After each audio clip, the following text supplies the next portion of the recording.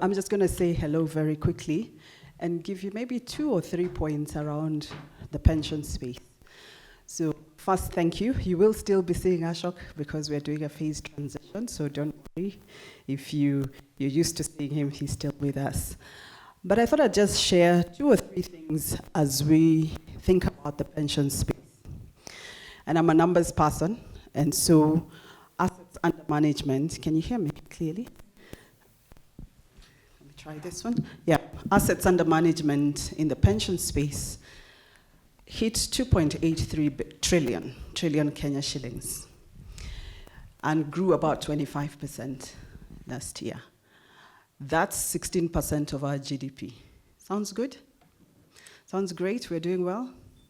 If you compare to Uganda, Uganda does about 8% of their GDP in assets under management with pensions. Nigeria does about 9%, so we're doing well, right? Maybe.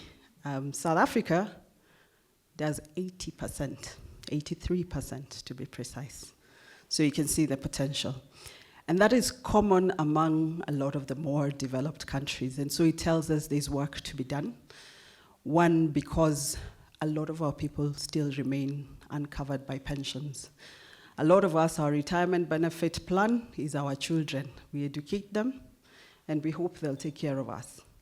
And so we have a big job to be done, and I hope that as we sit here and reflect on that, how do we double that number from 16% to 30% to 80%? And that will include a lot more financial inclusion, a lot more reach of many more people who currently don't have access to any retirement benefit plan. It will also need a change in our thinking. How do we think about financial planning? Is retirement part of our conversation? And if it's not, why is it not? And how do we start that younger? Because the earlier you start, the quicker you benefit from the power of compounding. So how do we train that from an early age? How do we make it accessible? We've seen the power of M-Pesa. How do we make pensions more accessible to our people? Because that's how you transform lives. And this needs coordination. We've done a lot, I think, in the regulatory space. There's very progressive regulation. More can be done. There's a lot that has been done in developing the different players, be they trustees, fund managers, insurers like us, who are playing in this space. So there's a lot that's been done, but there's a lot more. How do we start to think sustainable long-term returns and investing back into our own economy as opposed to the 50% that's sitting in govies? So how do we think broader around how we invest these pensions to grow the country?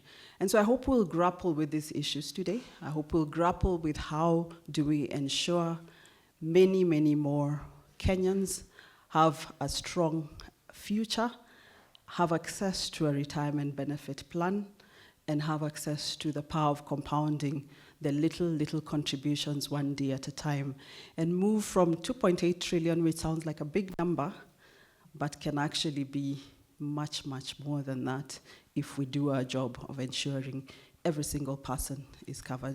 So thank you very much for having me. I will be out, unfortunately, for other meetings, but I do welcome you, and I'm sure we will have time to meet over tea, over lunch, and in the days to come. Thank you so much.